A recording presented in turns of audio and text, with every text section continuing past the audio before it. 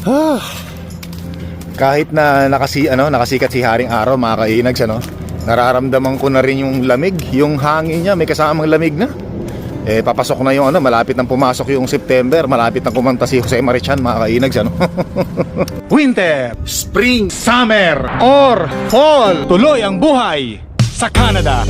Ay, by the way, pupunta nga pala ako ngayon sa Shell, at tayo bibili ng kape. Pero kung napapansin nyo, wala akong dalang refill cup. Wala, Pero meron akong dalang, eto mga kainags, ang bihira, coupon to, coupon. Bibili lang tayo, kukuha lang tayo ng kape, tapos ito lang ipapambayad natin, $1. Hindi ko alam kung magbabayad pa ako ng $1, pero importante matipid pa rin.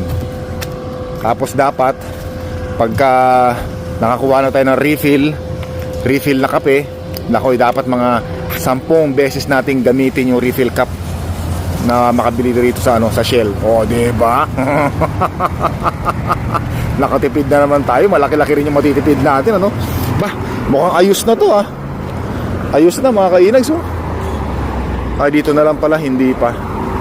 Tatawid muna tayo doon, Yan, nakasuot lang ako ng salamin ngayon dahil medyo malakas ang sinag ng araw. Nakakasinag. At baka maapektuhan yung aking napaka-beautiful eyes. Yan. Ayos, ang bihira. Hindi ko lang alam, sabi ko nga sa inyo, hindi ko nga alam. Kasi first time kong gumamit nito, hindi ko alam kung $1 lang babayaran ko kapag pinaresent ko to sa kanila. Hindi ko alam. Tingnan natin, papakita ko sa inyo mamaya. Nagpagasolina kasi ako nung nakaraan dito, binigyan ako nito ng coupon. Diba? Bihira nga naman. Ayan, sarap pa ng kape rito sa Shell, Para sa akin, masarap ng kape. Eto kunin natin large. Nako, bagong-bago to, mga kainis. So, dapat mga 10 beses natin magamit to.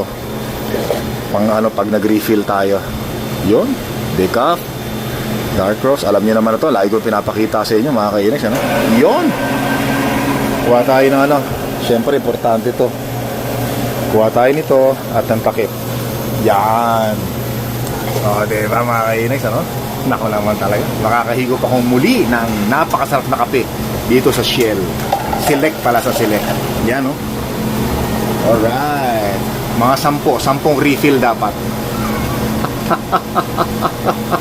Marami na naman magagalit sa akin ito. Bira naman. Wala naman tayong ginagawang masama, mga kainags, Ayan, diba?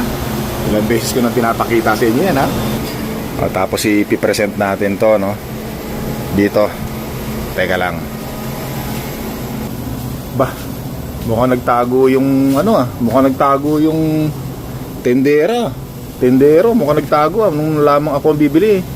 Sabi, baka alis na nga rito at baka hindi ako buwinasin ngayong araw na to. Ang bira, saan ba nagpupunta yun? Baka nakakahiya na. Yung pinakita ko sa inyo yung ticket, parang ticket kanina. Lang daw pala yun, para lang daw pala sa mga small cup. Small cup coffee. Pero sabi niya, since na suki ka naman namin at lagi ka nagpaparefill dito sa amin, singilin na lang kita ng $1.05. Mga kainis, kita nyo nga naman, Kita nyo nga naman, $1 lang ang siningil sa akin dahil nga suki na raw nila tayo. At lagi raw tayo nagpaparefill sa kanila. Sabi sa inyo hindi masama yung magpa-refill kasi legal yun, di ba? Binigyan pa ako ng discount ko, kita nyo. Pala to, nag-road widening sila kasi itong stoplight na to dati, doon yan sa dulo. Tinabi nila rito para lumuwag yung daan doon. Ay, ganun pala. Ganun din yung sa kabila, ayun Dito na tayo dumaan kasi may dumadaan doon. Ayan, lalim Alright. Ay, salamat. Ito, tingnan nyo. Pinalawakan nila. Maliit lang dati ang daanan na yan siguro pati yung mga puno na yun, pagdating ng panahon gigibain na rin yan, hanggang dito. Ewan ko lang, siguro. Baka. Ayun, pati doon, pinalakihan nila yung daan. Ito nga pala yung resibo, na sinabi ko sa inyo na $1 lang yung binayaran ko. Papakita ko na rin kasi yung iba sa inyo ayaw maniwala. Kaya ito. Yan lang binayaran ko, mga kainis. $1.05. Diba? Diba? $1 lang. Sa halip na $2.80 kasi nga wala akong dalang refill cup kanina. Tapos yung refill cup ko, eto na, mga kainis. Hinugakasan ko na, O, di ba? Pati yung takip, ayan na. Tapos yung kape, nilipat ko na sa tasa. Ininit ko na. Ayun, nasa microwave. O, di ba? Sabi sa inyo, kilalang kilala na tayo dun eh. Kilalang kilala na tayo dun sa pagiging wais lang. Wais na magandang pagiging wais. Pagiging, di ba? Matipid. Di ba? Hanggang pwedeng makatipid na wala tayong inaapakang tao o iba o panlalamang sa kapwa. Pwede po yan. Legal po yan. O, di ba? Ayon sa batas. Yan. Baka tanungin nyo, anong klaseng batas yan? Saang batas na sasaad yan? Yan po ay batas ni Inags. Yan.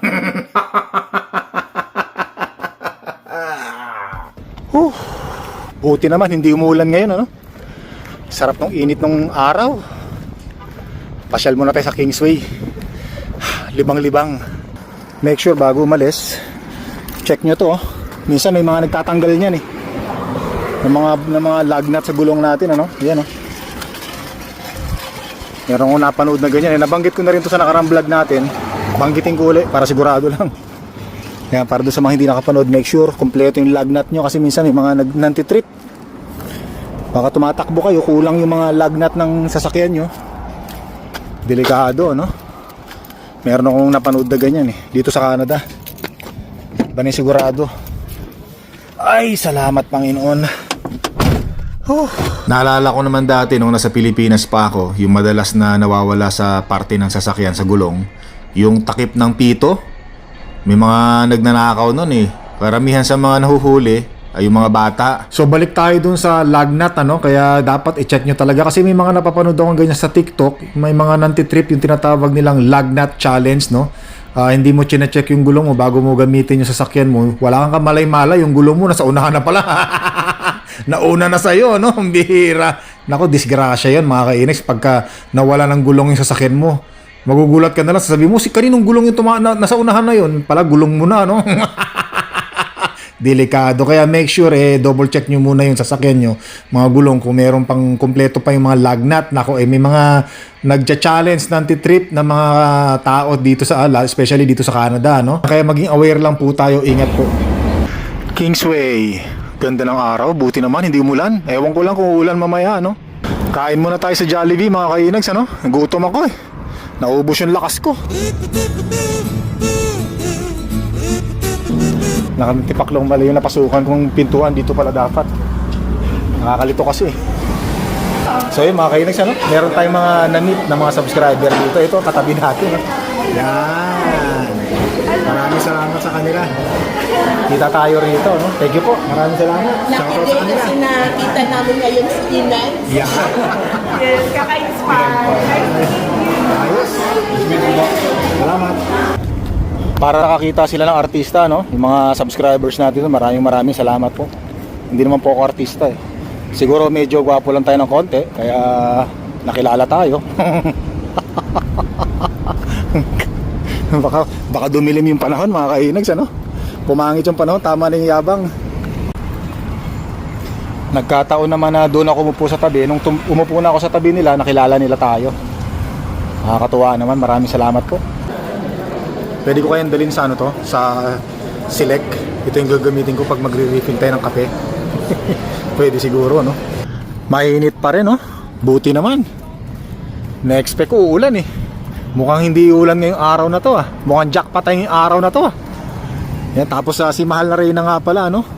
Nag-text sa akin, bibili raw tayo ng ano, ng paborito niyang tinapay. Yung may asukal ba, ano ba yun? Spanish bread, mga kainags, ano? Yan, saan ba ako nag-park? Doon ako nag-park, sa dulo eh. Sa dulo ako nagpa-park para siguradong may parking. Kasi pag sa malapit wala tayong makitang ano dyan, parking space. Meron man tayong makita, napaka sikip naman. Hindi katulad pag sa malayo, konti lang yung mga nagpa-park. Kaya may makikita talaga tayo. Ayan, oh. Saan ba ako nag-park? Mukhang hindi ko pa nakita kung saan nag-park. Ayun, ayun. Andun, ayun, oh, sa dulo.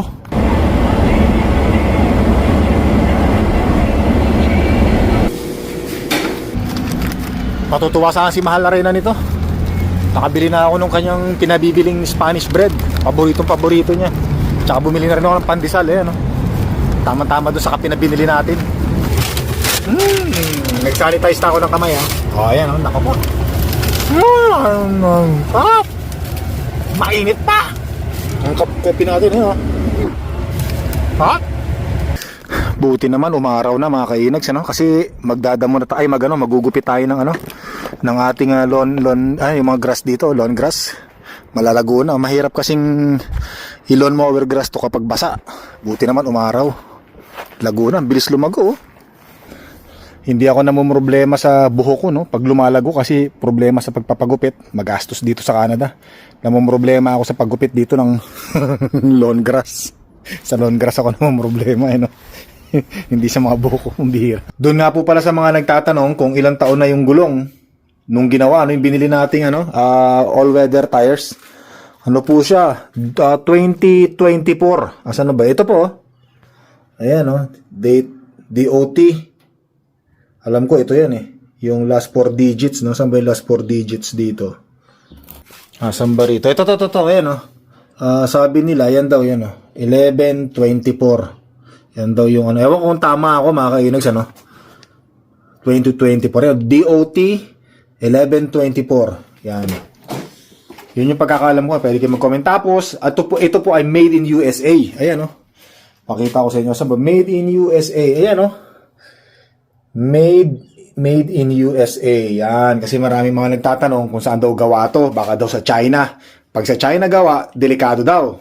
So, mas maganda raw pag made in USA, sigurado yung kalidad, yung quality. Yan. Doon po sa mga nagtatanong, ito po. So, 2020 po siya ginawa. Ang pagkakalam ko kasi mga gulong, mga mga 5 years to 6 years, no? Na ang expiration, pwede. So, may apat na taon pa na pwede nating magamit ito. Diba? Or maybe 7 or 5 taon pa pwede. Diba? Yun. So, doon lang po sa mga nagtatanong. Maraming salamat po sa comment ninyo, no? At ako'y magtatabas muna tayo ng damo, no? Lumalago na at baka tirahan ng ahas yan. Delikado.